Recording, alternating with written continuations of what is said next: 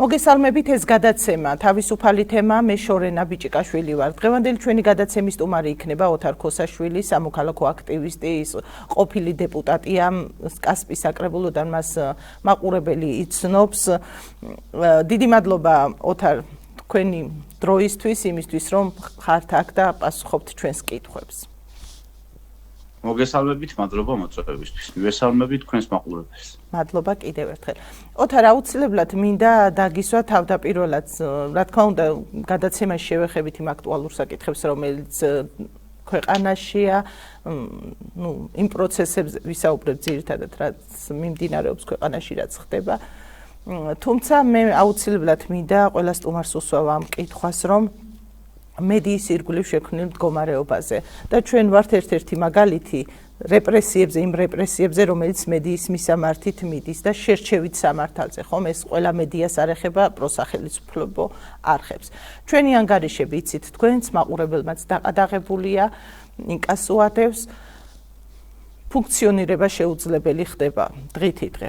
აი რასთან გვაქვს საქმე, რატომ ახშობს თავისუფალ სიტყვას, რატომ სჭირდება აი ეს ბოლო წლები განსაკუთრებით ამ ფორმით ზეწოლა მედიაზე ხელისუფლებას?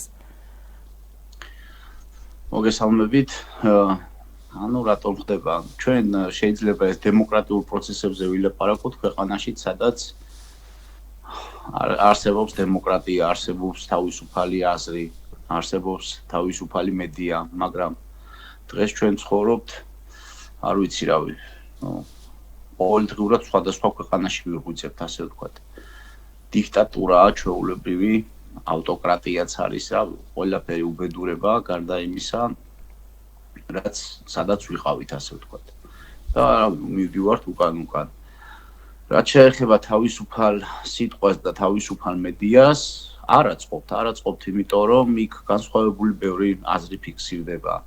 ხლა კონკრეტულად თქვენ შემთხვევაში ადგილობრივი სამაუწყებლო ბრძანდებით და ბევრი საჭირო და პრობლემატური საკითხი გაგიშუქებიათ, რომელიც პირდაპირ ურტყავს იმ არადემოკრატიულ ხელისუფლებას და აქედან გამომდინარე არ აწყობთ თავისუფალი აზრი და თავისუფალი რა იმ რეალობის გაშუქება, რაც დღეს ხდება როგორც ჩვენ რეგიონში, ისე მთლიანად საქართველოში. თუ როგორ არის დაცლილი სოფლები, თუ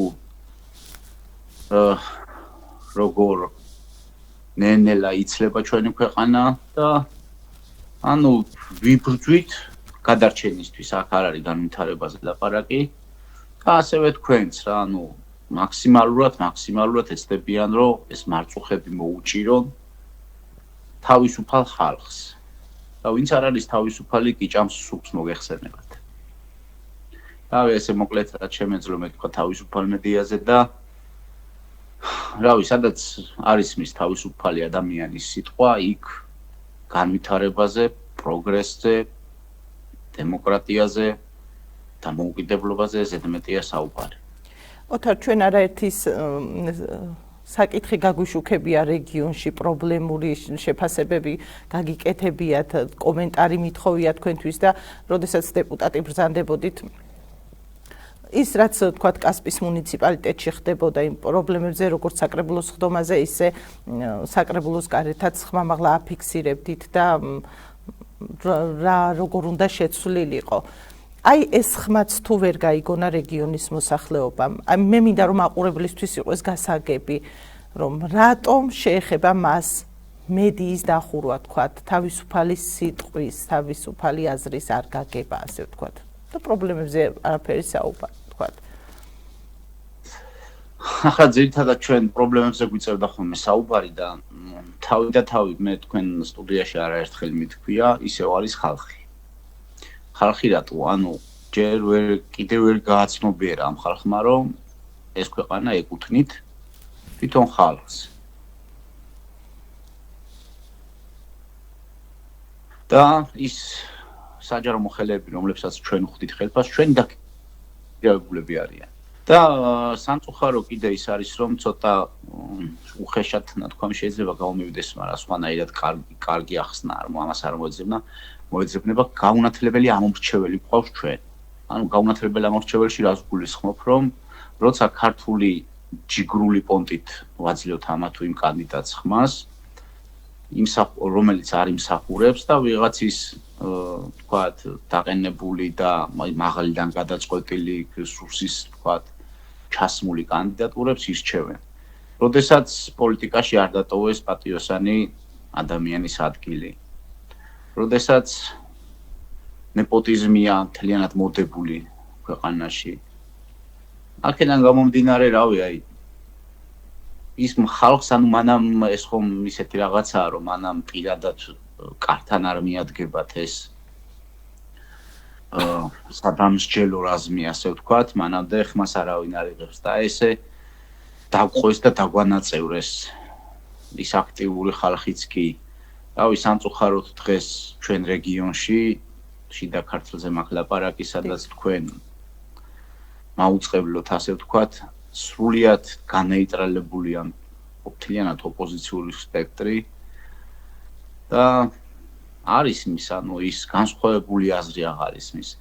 ანუ ხალხი ჩავარდა ნიჰილიზმში, აზრი არ აქვს, მაინც ვერაფერს ვერ უშველით, მაინც ისინი იქნებიან, მაინც ესენი იქნებიან და ანუ ჩამოვყარეთ ესე იქ ხელები, გავჩერდით, გავაჩერეთ შრომაც და რავი, ველოდებით, რას ველოდებით, ღვთისწყალობას ველოდებით და ღმერთმა გვიბოძა მადლობა ღმერთს ესეთი მაგარი და ლამაზი ქვეყანა და სამწუხაროდ რავი მივექანებეთ ჭაობისკენ და რავი რას ფიქრობთ არ ვიცი, რას ველოდებით არ ვიცი. და რავი აქედან გამომდინარე საიმედო არაფერი არ ჩანს ჩემჩერო. აი გამოსავალს რაში ხედავთ ოთარ? იგივე ვსაუბრობთ, რომ გაანეიტრალეს თუნდაც ის აქტიური ადამიანები, რა უნდა გააკეთონ ამ ადამიანებმა, ასე უნდა შეეგუონ იმას, რომ არ ამოიღონ ხმა და არ დააფიქსირონ ის თავისი პოზიცია რამე კონკრეტულ საკითხზე. სწორედ გათვლა ეს არის, რომ ხალხმა ხმა არ ამოიღოს, ეს უნდა და ეს აწყობთ. რაც ხდება რა, ანუ ჩვენ მათ დღის წესრიგით მოქმედებთ, ასე ვთქვათ და ამას თუ მოქმედება ქვია. დუმვართ. ხო და რავი, არაერთხელ ქართველი ხალხი აღმდგარა, ასე ვთქვათ და არაერთხელ ამოუღია ხმა. აი 2012 წელს მე 2012 წლიდან დავიწყე ესეთი პოლიტიკური აქტიურობა, რადგან გამოჩნდა პროტესტი იმ წინა ხელისუფლების მიმართ. და მეგონა რომ წინ წავიდოდით რაღაცით განვითარდებოდით, ასე ვთქვათ, უკეთესი შეიცვლებოდა. მაგრამ სამწუხაროდ დავკარგეთ ყველაზე ძვირფასი რაც დრო გქონდა და თუ არა უარესობაში აღმოჩნდით და რავი თუ ერთადერთი გამოსავალს მე ვფიქრობ არის ის რომ ანუ ჩვენ თაობას უკვე აღარაფერი ეშველება საკმაოდ ბევრი ცუდი გვაქვს დანახი და ჩვენ თაობაში მე ვერ ხედავ რამე ისეთ გაწყინებულ ქვეყანას და ანუ მომავალმა თაობამ უნდა შეცვალოს. ანუ მომავალმა განვითარებულმა თაობამ რა, ოღონდ სწორად აღზრდილმა თაობამ. ერთადერთი მე ვფიქრობ, აი მე პირადად ჩემი აქტიურობით, ასე ვთქვათ, ერთი ის მაინც გავაკეთე კარგი, რომ დავანახე ჩემ შვილებს, რომ არ შეიძლება გაჩერება და ყოველთვის უნდა იბრძოლო მეტი სიკეთისთვის, მეტი განვითარებისთვის და სხვა ყოველ შემთხვევაში მე ვფიქრობ, რომ ჩემი პატარა რაღაც აგური მაქვს დადებული ამ ქვეყნის წინაშე და ჩემი თავი რახან მიმაჩნია მე მართლად ამ შემთხვევაში, რაც გამივლია, ასე ვთქვათ და არნახული რეპრესიებიც გადამიტანია როგორც წინა ხელისუფლებიდან, ისე ამ ხელისუფლებისგან და რავი, შრომა და სწორი მიმართულებით განვითარება. სწორი მიმართულებით განვითარებაში გულისხმობ იმას, რომ ჯერ ჩვენ სამწუხაროდ უმეტესობა ქართველები სუფრაზე ძალიან მაგარი ქართველები ვართ, სუფრის იქით უკვე სხვა ქართველები ვხვდებით და ყოველდღიურად ყოველ დღესა შენ თავს კითხე, აბა დღეს მე ვის რა ვარგეო და რავი, ერთმანეთს დაშორდა, ხალხი დაშორდა, აღარც ის სიყვარულია, როგორც ადრე იყო, ადრე გულისხმობ, აი ჩვენ ბავშვობაში, ჩვენ რომ იმ ბნელ 90-იანებში. და რავი, დავშორდით ღმერთსაც, თავარი ერთ-ერთი ყველაზე დიდი გასაჭირი ჩვენი ქვეყნისა, რომ დავშოვდით ღმერთს და ცრუ მორწმუნეები გავხდით, ასე ვთქვათ და რავია, ბევრი ფაქტორია რა და გასაგებია. ამ ქვეყანას გადაარჩენს მარტო ერთობა, სხვა არაფერი, რომელიც ჩვენი გერბზე აწერია, ძალა ერთობაშია და ერთი ისაც მინდა დავამატო, რომ ბრძოლას ყოველთვის აქვს აზრი, თუნდაც ერთი კაცი მაინც ყვილოდეს და ანუ ხელის ნუ ჩავიქნევთ, ეშველება ამ ქვეყანას, რა თქმა უნდა, ამდენ საუკუნეს და ამაზე ბევრად მეც და დიდ მტერს გაუძლო ქვეყანამ და ჩვენი ისტორიიდან კარგად ჩანს, რომ ამ ქვეყანას გადაშენება არ ემუქრება, სადამ მანამ ერთი ქართველი მაინც ხმა თუნდაც მას ამოიღებს, თუნდაც ქართულ საქმეს გააკეთებს და ერთობით თუ გავალთ წინ, თორე ესე როგორც დღეს ვდგევართ და ამ სოციალურ ქსელებში ლანძღვით, კრიტიკით ერთმანეთის და ამასობაში საით მივექანებით აცმა არ იცის. კი ბატონო. ოთარ, მინდა გკითხო, დღეს საქსტატმა გვითხრა, რომ ეკონომიკა მარტში 10%-ით გაიზარდა, ხოლო კვარტალში 9.1%-ით, ხო? ხო, არ ვიცი, ახლა მე სიმართლე გითხრათ, აი ესეთ რაღაც ამ ციფრებს, რა თქმა უნდა, არც ამდუა რა, არ არის ამდო ახლა. საქსტატმა ისაც გვითხრა, რომ 2400 რაღაცა არის საშუალო ხელფასიო და ალბათ იმიტომ მოიმატეს ხელფასები მაღალმა ჩინოვნიკებმა, რომ ამ საქსტატის ამ მონაცემებში ეს ციფრი აწეულიყო და რავი, მე ყოველ შემთხვევაში ეს ციფრები გამომყავს აი ჩემი სამეზობლოდან, ჩემი სოფლიდან, ჩემი რაიონიდან. და ის მაინტერესებს, როგორ ცხოვრობს სინამდვილეში ხალხი. სინამდვილეში ამას ცხოვრება არ ქვია შორენა, ამას ქვია თავის გატანა, ასე ვთქვათ და რავი, ყოველ შემთხვევაში აი მე ჩემი სოფლის გადმოსახედიდან გეტყვით, რომ სამწუხაროდ კუბო სამწევი ჭირს უკვე სოფელში და საფლავის გამთხრელი და რავი, აი აქედან გამომდინარე ხარ რა ეკონომიკურ ციფრებზე უნდა ვილაპარაკოთ. დაიცალა სოფელი. და მთლიანად რავი, თუ ვინმეს თქვათ ამ ქვეყნიდან წასვლის საშუალება არ აქვს, მიდის თბილისში სამუშაოდ და კი უყურებთ. ან თბილისში როგორი საცხოვრებელი პირობებია, სრული განუკითხაობა, ნებისმიერ სფეროს შევეხოთ რა, თქვენ ვერ დამისახელებთ ერთ სფეროს მაი ვიტყვი რა, რომ ეს სუსის ეს რაღაცა შინაგან საქმეთა სამინისტროს, აი სამინისტრო კარგად მუშაობს ჯარიმებზე, კარგად მუშაობს თქვათ მოსმენებზე, აი ერთადერთი გამართული სისტემა ამ ქვეყანაში რაც არის რა. დანარჩენი მთლიანად მოშლილია, მთლიანად რეფორმა სჭირდება ამ ქვეყანას და მთლიანად ახალი გადარესტარტება, ასე ვთქვათ რა, გადატვირთვა სჭირდება, რომ დაუბრუნდეთ იმ ცივილიზებულ რაღაც სამყაროს რა, რომელსაც ჩვენი ხელისუფლება ყოველ დღე აკრიტიკებს, რავი, მიზანმიმართულად ესაც რა თქმა უნდა და ძალიან დავიქსახსეთ და ავირიეთ ჩვენ აზრებშიც, ჩვენ პერსპექტივებშიც და რავი, აი ოთარ, ესეთი რაღაც მინდა კითხო, აი გუშინ მაგალითად ხორცის ფასთან დაკავშირებითაც მქონდა ადამიანების გამოკითხვა და იყო ესეთი მოსაზრებებიც, რომ აი დაუბრუნდნენ სოფლებს, იყოლიონ პირუტყვი, მიხედონ ბაღს, ბოსტანს. თქვენ ახსენეთ, რომ დაიცალა სოფლები. რატომ ფერმერიც ხარ, მე ამ კუთხით არ წარგადგინეთ მაყურებლის წინაშე და რა გამოწვევების წინაშე დგან, რა უნდა გაკეთდეს, რომ დაამაგრდეს ადგილზე ადამიანი და თუნდაც ის პირუტყვი იყოლიოს, თუნდაც ის სოფლები არ დაიცალოს და აი რა პრობლემებს აწყდებით აი ამ კუთხით. ეს ჩემი ერთ-ერთი საყვარელი თემაა და ამ ბოლო წლების განმავლობაში მოგეხსენებათ მთლიანად ამ საქმეს დაუთმე ჩემი ძვირფასი დრო და არც უნანობ.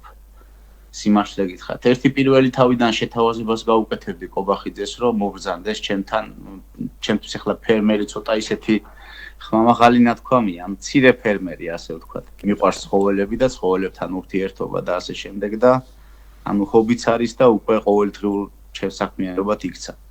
და კობახიძესთან მაქვს ესეთი შეთავაზება, რომ მობრძანდეს ერთი დღე, აი შეხედოს რა არის პატარა მცირე ფერმერის ცხოვრება თუნდაც, ან გლეხის ცხოვრება, ან შრომა და მე თვითონ დაადოს ფასი იმ ფასებთან შესაბამისად, რა ფასებიც გიხედავთ საწვავიდან დაწყებული, დამთავრებული იმ პროდუქტებამდე, რაც მაღაზიებშია და მე თვითონ დაადოს თავის შრომას ფასი და ეხლა რავი.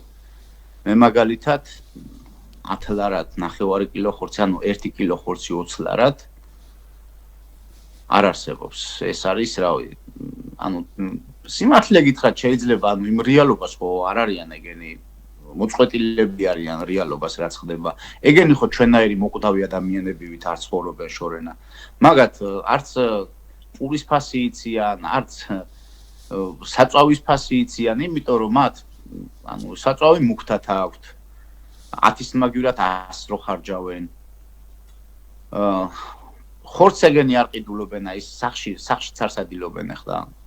ეს მაღალი დიდი ელიტა და ასე რომ არც იციან ფასები და ვიღაცამ რავი ეთყობა მრჩევლებიც არ უარგათ რომ ესეთი რამე უსჭია და აი სამწუხაროდ როგორი რაღაც ხდება აი რო უყურებ რა ვიღაცა რაღაცა სისულელეს დააბრეხვებს იტყვის რაღაცა და მე დგას ეს მთელი საქართველო და ამ სოციალური ქსელებით და ეს რეალობა კიდე სხვა არის ანუ ისინი სხვა რეალობაში ცხოვრობენ რა ამას შევეგუოთ რა ისინი ვერც დაცვის გარეშე გამოდიან ხალხთან ურთიერთობა არა აქვთ ამათ ხო ესენი არიან კაბინეტებში შეკეტილი და მარტო თავიანთნაირი ხალხთან აქვთ ურთიერთობა თავისი წრი აქვთ სადაც არც გაჭირებული იციან არც ავადმყოფი იციან არც სოციალურად დაუცველი იციან ანუ იქ გაჭირებაზე არ ლაპარაკობენ იქ ლაპარაკობენ მარტო ვის რა წაართვან, ვის რა წაგლიჯონ, რა მოიპარონ, რა გადაიფორმონ და ანუ რავი ჩვენ სხვა რამეზე უნდა ვლაპარაკობდეთ. სოფლის მეურნეობაზე მკითხე რა.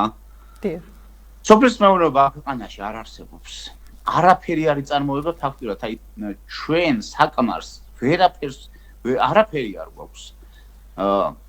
ჯერ კრიზისი არ დაწყებულა, მინდა გითხრათ ეს ძალიან ბევრი ეს ბოსტნეული იყო თუ ხილი ჯერ საკვირველი ის არის რომ ვაზის სამშობლოში და აგერ გორიდან გორში მაცხოვრებელი ბრძანდებით და ვაშილი და ყურძენი რომ ირანიდან შემოვა იმპორტული ანუ აი ამაზე მე მეტი უბედურება რაღა უნდა დაგვემართოს საქართველოს რომ ვაზის სამშობლოში იმპორტირებული ყურძენი შემოგვაქვს რა მნიშვნელობა აქვს ეს საჭმელია თუ ვთქვათ საღვინო ყურძენი და სოფლის მეურნეობა არ არსებობს ფაქტიურად 1000-ნაირი პროგრამებია ეხლაც იყო რაღაც პრეზენტაცია სოფლის მეურნეობის სამინისტრომ დაანონსა ანუ აი რეფორმა და ესე და ისე და სოფლის მეურნეობის რეფორმას ატარებენ ივლისში თუ ივნისში იწყებაო როცა ანუ ხნათ ეს ყველაფერი მორჩენილი როა და ვისთვის იწყებენ რავი თუ აქამდე ფიქრობდნენ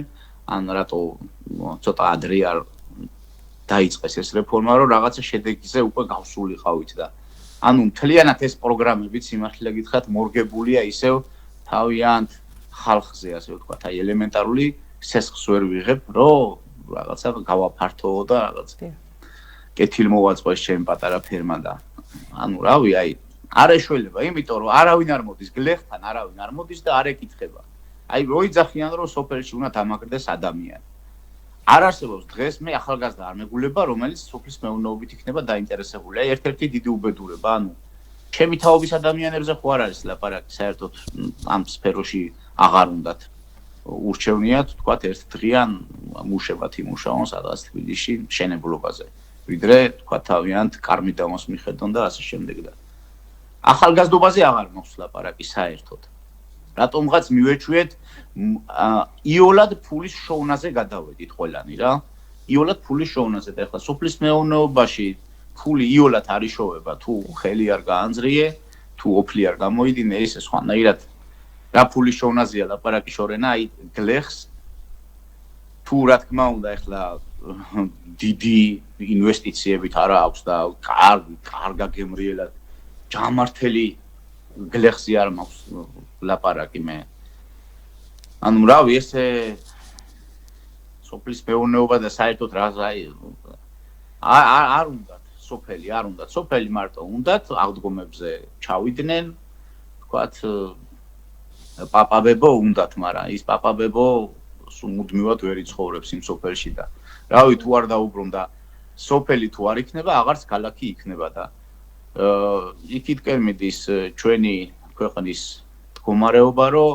2-3 დიდი ქალაქიღა დარჩება ბოლოს მთელი ქვეყანა და სამწუხაროდ გვიწევს ამ სოფელში დარჩენილებს იმ სხვების კარმიდამოს მიხედვაც, ასე ვთქვათ, რომ რაღაცა ხანძრისგან იქნება თუ სტიქიებისგან რაღაცა ასე თუ ისე დავიცვათ და ხელი მაინც შევავლოთ და ესე შორს ვერ გავფრინდებით თუ ესე გავაგრძელეთ და რავი გამოვიდნენ და ხალხში და უბრალო მოკვდავ ხალხში დაელაპარაკონ არა ისე როგორც იციან რომ შეკრებავენ ეს ბაღის მასწავლებლებით და საჯარო მოხელეებით გაავსებენ დარბაზს და რაღაცა განხილვებს ატარებენ და რავი გონიათ რომ ამითი რაღაცა გრანდიოზულ რაღაცებს კი არ გონიათ ამ მიზანი ეს არის და ანუ არაერთხელ ყოფილა შემთხვევა რომ ეგეთ შეხვედრებზეც რომ დამიფიქსირებია აზრი და ანუ განსხვავებული აზრი თუ გაქვს ამ ქვეყანაში ხარ მტერი ხელისუფლების მტერი არა ანუ გამოგაცხადებენ ქვეყნის მტრად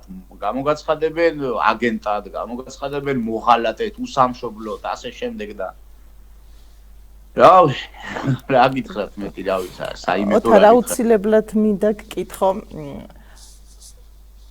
როგორც ყოფილმა დეპუტატმა და დარწმუნებული ვარ ახლაც როგორც სამოქალაქო აქტივისტი აქტიურად საუბრობ იმ საკითხებზე რომელიც არა მხოლოდ ქვეყანაში არამედ უშუალოდ კასპიის მუნიციპალიტეტშია ის პრობლემები თავარ გამოწვევად არის თუ არა ისე ეკოლოგია და აი რა ერთნი ამბობენ რომ კი აი ინფრასტრუქტურული გზები მაინც იგება ეს მაინც კეთდება ასეთი ისიც გვხვდება ხოლმე ფრაზები მაგრამ აი ეკოლოგიის კუთხით რა შეიცვალა მუნიციპალიტეტში ეკოლოგიის კუთხით რა პრობლემებს ხედავ უარესობისკენ თუ შეიცვალა თორე უკეთესობისკენ არა რავი უფრო მეტი ისეთი რაღაცა საწარმო აშენდა და გაიხსნა რომელიც არანაკლებად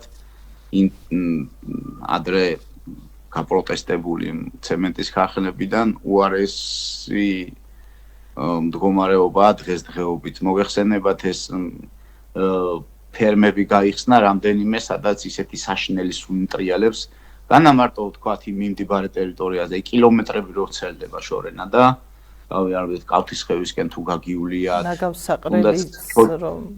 ნაგავსაყრელიდან დაწყებული ანუ ყველაფერი კეთდება იმის გარდა რაც უნდა კეთდებოდეს და ეს აშენებული სკოლები და ახალი დაგებული გზები ვისთვის არის ხალხისთვის ხო უნდა იყოს ხო და ანუ ყველანაირად იძულებულს ხდიან რომ აი კასპიის რომელიმე სოფლიდან აი სადაც ახლა თქვათ ახლა ჩემს სოფელს ნაკლებად ეს ეკოლოგიური უბედურებები ეხება ნაკლებად იმიტომ რომ მტკვარი ქშველის თქვათ მტვრისგან თუ სუნისგან სუნი ნახევარი რაიონი ყარს შორენა ეს იქნება ფრინველების ფაბრიკებით ეს იქნება ახალი აშენებული რუსების რაღაც თუ იცით საქონლის ფერმა რო აშენდა კავთისხევისკენ ნახევარი რაიონი ყარს შესაბამისად ახლა სოფელში ცხოვრობდე და ფანჯარა ვერ გამოაღო ბუზი გჭამდეს სუნი გაწუხებდეს იქ ხმაური გაწუხებდეს ანუ აი არანაირი საცხოვრებელი პირობები ამ რაიონში უკვე აღარ არის რა ეკოლოგიური გენოციდი ხდება ამ რაიონში და რავი ამ ჩემი აქტიურობით მარტო ერთი კაცი ვერაფერს ვერ იზავს და თითო როლა ადამიანი თუ რაღაც ან ვიდეოს თუ ჩაწერს და რაღაცა და ვებრძვით მეოთხე სტადიას იმ სივნეს რომელსაც ვერ შველით და გამოწვევ მიზეზებზე კაცი შვილი არავინ არ ფიქრობს და არავინ ყურებს არიბერტყავს და რავი უარესობისკენ შეიცვალა ეკოლოგიური მდგომარეობა გაუარეს და ეს დრაბილკები მოგეხსენებათ საერთოდ ხეობა აღარ არის თბილისიდან ბორჯომამდე მტკვარს ხეობა აღარ აქვს მთლიანად მოსპეს და წაიღეს თბილისის ჯუნგლებში ასე ვთქვათ ბეტონის ჯუნგლებში ცემენტი ინერტული მასალა რომლითაც მშენებლობები მიდის კასპიის ადგილობრივი ცხოვრების ჯანმრთელობის ხარჯზე შენდება დღეს თბილისი. რავი, ესე გაგრძელდება, დიდი ხანი გაგრძელდება, კიდე დარწმუნებული ვარ რა. ესე ერთ დღეში და ორ დღეში ახლა ხვალვე რომ მოინდომოს ბატონმა პრემიერმა რომ აი ესე არ. იმიტომ რომ ამ დიდ საწარმოებთან ყველა საწარმოსთან დღეს თუ რომელიმე საწარმო მუშაობს, ყველა საწარმოს თან დაკავშირებულია მაღალჩინოსანი ვიღაცა, რომელიც კრიშავს, ასე ვთქვათ და ვერავინ ვერ ეხება. ახლა რაღაც ერთჯერადად გამოწერილი ჯარიმებით ეს ცემენტის ქარხანა იქნება თუ მესაქონლე ფერმები თუ ის ამ ყოველ დღე გადაიხდიან იმ პატარა მცირეოდენ ჯარიმას და რავი ისე დაავადდება კასპელი ადამიანი. მანამ თლიანად ხმას არ ამოვიდა. მანამ ძალა ერთობაში არ იქნება.